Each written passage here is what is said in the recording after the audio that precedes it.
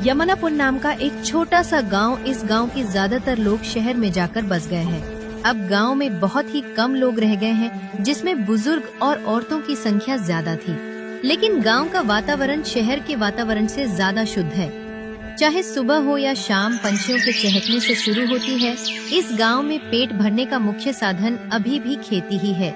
इस गांव में विलास चाचा की छोटी सी चाय की दुकान है, जिस पर अक्सर गांव के बुजुर्ग लोग चाय जाकर पीते हैं और अपने जीवन के किस्से एक दूसरे को सुनाया करते हैं। शाम के 6 बज गए हैं। विलास चाचा की दुकान पर बिरजू चाचा और धनीराम चाचा बैठे हैं।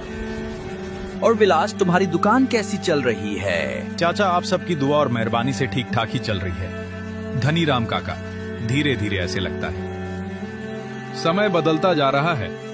पहले शाम को दुकान पर खूब भीड़ लगती थी और फिर लंबी बातें होती थी, जिस कारण उस वक्त मेरी दुकान बहुत अच्छी चलती थी।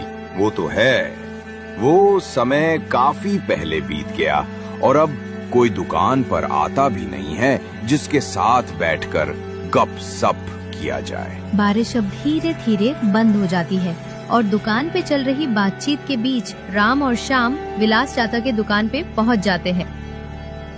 विलास चाचा, 2 गिलास कड़क चाय बनाओ। इस बारिश के मौसम में कड़क चाय पीना तो बनता है, और साथ में बैठकर गपशप करने का जो मजा है वो और कहीं नहीं है। बिल्कुल ठीक कहा बेटा तुमने। आओ बैठो और चाय का आनंद लो।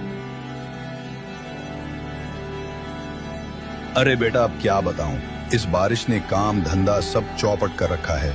जो फसल लगाई थी, इस बारिश ने सब बर्बाद कर दिया। घर का खर्चा भी बड़ी मुश्किल से चल पा रहा है। अरे चाचा, चिंता मत कीजिए। जीवन में उतार चढ़ाव तो आता ही रहता है, हमें हिम्मत नहीं हारनी चाहिए। हाँ बिरजू राम, बिल्कुल सत्य कह रहा है। जीवन में उतार चढ़ाव तो लगा ही रहता है। आज हमारा समय खराब चल रहा है तो कल बिल्कुल ठीक हो जाएगा। इसलिए जीवन में कभी भी पछतावा नहीं करना चाहिए। पछतावा करने से सिर्फ शरीर को नुकसान पहुंचता है और कुछ ठीक नहीं होता। ठीक कहा धनीराम तुमने। हमें बची कुची जिंदगी को खुशी से जीना चाहिए। धीरे धीरे रात और भी काली होती जा रही थी। मेंढक के बोलने की आवाज और बादल के गरजने की आवाज से लोगों के रोंगटे खड़े हो जा रहे थे। चाचा, बादल के गरजने की आवाज से तो मेरे रोंगटे खड़े हो जा रहे हैं। पता नहीं अब ये मौसम हमारे लिए क्या मुसीबत लेकर आएगी। अच्छा बिरजू चाचा, 1 गिलास चाय बनाना तो। बिरजू चाचा के चाय में कुछ अलग ही स्वाद रहता है, इसलिए तो हम सब इनके दुकान पर खींचे चले आते हैं। 1 घूंट चाय पीते ही सारी थकावट दूर हो जाती। इसी स्वाद के लिए तो हम बिरजू के दुकान पर खींचे चले आते हैं। धनीराम चाचा, मैंने आपके बारे में गांव में बहुत सुना है। मैंने सुना है कि आपके साथ बहुत बार डरावनी घटना घटा है। हाँ बेटा, मेरे साथ हकीकत में कई बार डरावनी घटना घटी है। क्या तुम वो रूह कपा देने वाली घटना सुनोगे? अरे हाँ काका, इस बारिश के सुहाने मौसम में यहाँ चाय की टपरी पर बैठकर चाय पीने में और आपकी डरावनी कहानी सुनने में और भी मजा आएगा। धनीराम चाचा, बारिश फिर शुरू हो गई। बारिश में डरावनी कहानी सुनने का अलग ही आनंद रहता है। चलो फिर, तुम इतनी जिद कर रहे हो तो मैं तुम्हें अपने साथ घटित एक और डरावनी सच्ची घटना सुना ही देता हूं। कहानी है आज से 20 वर्ष पहले की, जब मैं गांव से कुछ दूर एक फैक्ट्री में काम करता था। बस स्टैंड पर एक आखिरी बस आई।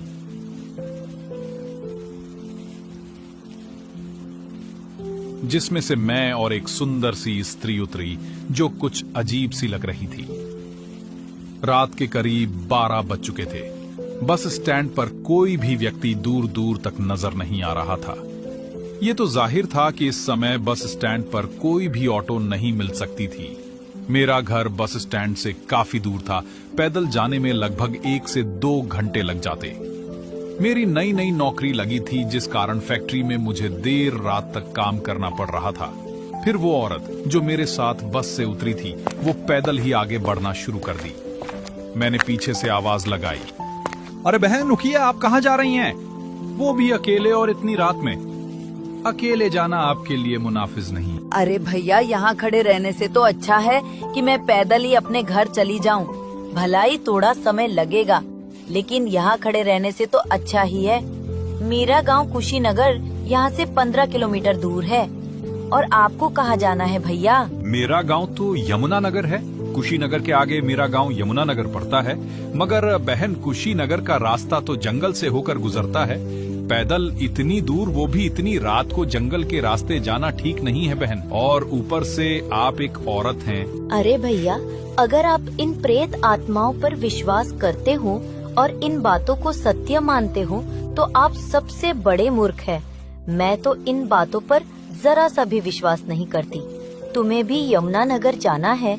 चलो फिर साथ में चलते हैं। जो भी होगा निपट लेंगे हम दोनों। आप घबराइए मत। मैं औरत होकर नहीं डर रही और आप पुरुष होकर इतना डर रहे हैं। कुशीनगर के बाद आपका गांव यमुना नगर पड़ता है, तो कुशीनगर तक हम दोनों साथ में चलते हैं। वो औरत ये बात बोल तो रही थी, पर मेरा उस औरत पर विश्वास करना मेरे लिए सबसे बड़ी भूल हो गई। मैंने उस औरत के बातों पर विश्वास कर लिया और उसके साथ गांव जाने के लिए हाँ कर दिया। चारों तरफ अंधेरा ही अंधेरा। आसमान में बिजली कड़कने के साथ एक अलग ही सन्नाटा था। बारिश भी अब धीरे धीरे अपनी रफ्तार बढ़ा रही थी। बारिश की बूंदें अब शरीर पर सुई चुभने जैसी लग रही थी और हम दोनों आगे बढ़ते ही जा रहे थे। कुछ समय बाद बारिश और भी तेज हो गई। अब हमें लगा कि कहीं रुक जाना चाहिए और सामने एक बड़ा सा पेड़ दिखा। वहीं पर हम दोनों रुक गए। चारों तरफ अंधेरा ही अंधेरा और जंगल से सिर्फ जंगली जानवरों और बारिश के बूंद के गिरने की भयानक आवाज आ रही थी।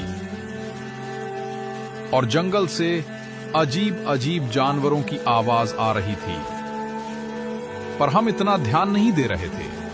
बस हमें इंतजार था कि किसी तरह बारिश धीमी हो जाए या फिर रुक जाए। वैसे बहन, बताया नहीं आपका क्या नाम है और आप कहां से आ रही हो?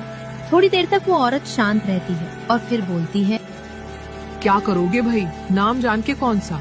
इस सफर के बाद हमें दोबारा मिलना है। भैया, मैं तो शहर की हूँ, एक काम से गांव आई हूँ। कुछ समय बाद मैं यहाँ से चली जाऊंगी। अब इतने कम समय में मुलाकात करने से क्या फायदा, और क्या फायदा होगा आपको मेरा नाम जानकर? अच्छा ठीक है। लगभग 20 मिनट बाद बारिश शांत हो जाती है। हम दोनों फिर आगे बढ़ने लगे। ये रास्ता घनघोर जंगल और कच्चे रास्ते से भरा था। मेरे लिए ये सबसे मुश्किल घड़ी थी और गांव वालों का कहना है कि इस रास्ते पर रात को जो भी व्यक्ति पैदल आता है अक्सर वो गांव तक नहीं पहुंच पाता। अब इसके पीछे का क्या राज है मुझे भी नहीं पता था।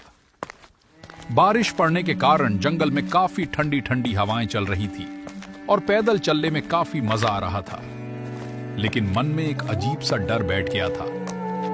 जंगल से आने वाली जंगली जानवरों की आवाज काफी भयभीत कर रही थी और ये औरत भी मुझे कुछ अजीब सी लग रही थी। ना ये औरत मुझे अपना नाम बता रही थी, ना ही पता बताना चाहती थी।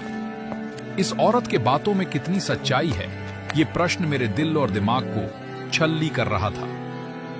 लेकिन फिर भी मैं खामोशी से उसके साथ चलता रहा।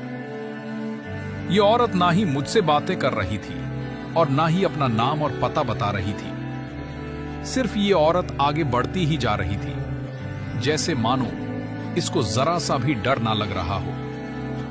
पर मैंने भी उस पर इतना ध्यान नहीं दिया और मैं भी उसके आगे बढ़ता रहा। तभी सामने एक लकड़ी का बोर्ड लगा था और उस पर लिखा था, अगर आ गए हो तो लौटकर मत जाना और अगर जा रहे हो तो वापस मत आना। मुझे ये पढ़ने के बाद कुछ समझ में नहीं आया। मैंने उस औरत से पूछा, अरे बहन, इस बोर्ड पर क्या लिखा है? क्या तुम्हें कुछ समझ में आ रहा है? मुझे तो कुछ समझ में नहीं आ रहा है। अरे भैया, आप इन सब बातों को छोड़ो, हमें इन सब बातों पर ध्यान नहीं देना है। हमारा गांव अब करीब ही है, हमें आगे बढ़ना चाहिए। काफी रात भी हो चुकी है, ज्यादा समय बर्बाद करना हमारे लिए सही नहीं। हाँ बहन, आप ठीक कह रही हो। हमें ज्यादा समय बर्बाद नहीं करना चाहिए, हमें घर भी पहुंचना है। और फिर हम दोनों आगे बढ़ने लगे। जंगल से कभी भेड़िए की आवाज तो कभी उल्लू की आवाज लगातार आ रही थी और ये डरावनी आवाज सुनकर रूह कांप जाता था। अब मन में यही ख्याल आ रहा था कि मैं अब जल्दी से अपने गांव पहुंच जाऊं, और ऊपर से ये बारिश रुकने का नाम ही नहीं ले रहा था। कुछ दूर जाने के बाद जंगल में एक कुटिया दिखी। हम दोनों जल्दी से उसे कुटिया के पास पहुंचे। वो कुटिया बिल्कुल सुनसान पड़ा था, लेकिन हमने अंदर जाना उचित नहीं समझा, इसलिए हम दोनों बाहर खड़े होकर बारिश रुकने का इंतजार करने लगे। थोड़ी देर बाद जंगल से अजीब अजीब आवाज आने लगी। कभी बच्चों के रोने की आवाज, तो कभी बच्चों के हंसने की आवाज, तो कभी किसी औरत के हंसने की आवाज। मुझे ये आवाज सुनकर काफी डर लगने लगा और मैंने उस औरत से बोला,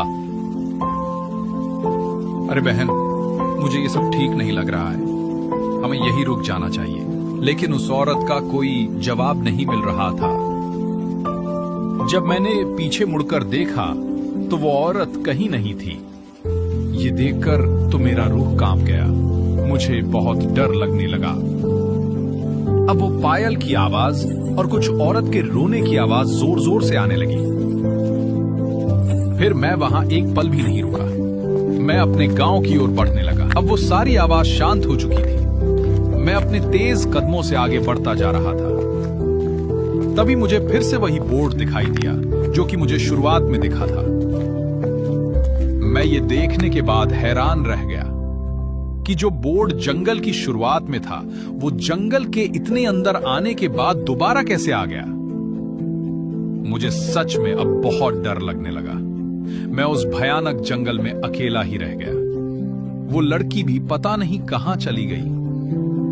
थोड़ी देर बाद फिर उस औरत के रोने की आवाज दोबारा आने लगी। मुझे ऐसा लग रहा था कि कोई मेरा नाम लेकर कोई पुकार रहा है। जब मैं उस आवाज के नजदीक गया तो देखा कोई लड़की पेड़ के नीचे खड़ी है। ठीक से वो दिखाई नहीं दे रही थी। मैंने सोचा ये वही शहर वाली लड़की होगी। फिर मैं उसके करीब गया तो देखा वो वही लड़की थी जो मेरे साथ आई थी। मैंने उससे पूछा, अरे बहन, इतनी भयानक जंगल में तुम कहां खो गई थी और क्यों रो रही हो? तभी वो लड़की जोर जोर से हंसने लगती है। उस लड़की के ऐसे हंसने से मैं पूरी तरह से डर गया था। मुझे लगा कि मैं अब इस जंगल से बाहर जिंदा नहीं जा सकूंगा। तभी अचानक आसमान में भयानक बिजली कड़कती है और तेज रोशनी हो जाती है और वो लड़की अपने असली रूप में आ जाती है और फिर जोर जोर से हंसने लगती है। ये मंजर देखकर मुझे लगा कि ये मेरा आखिरी रात है। मैं डर के मारे ना ही बोल पा रहा था और ना ही उस जगह से हिल पा रहा था। फिर मैंने हिम्मत करके हनुमान जी का नाम लिया और वहां से भाग निकला। वहां से भाग निकलने के लिए मैंने अपनी पूरी जान लगा दी। मेरे पास वहां से भागने के अलावा कोई और रास्ता नहीं था। मैं भागता रहा। अचानक से मेरे आंखों के सामने काला अंधेरा छा गया। सुबह जब मेरी आंखें खुली तो मैंने देखा जंगल से बाहर एक पेड़ के नीचे पड़ा था। लोग मुझे देख रहे थे मगर कुछ पूछने की हिम्मत नहीं हो रही थी। सब लोग मुझसे डरे हुए थे और मुझे कुछ भी समझ में नहीं आ रहा था।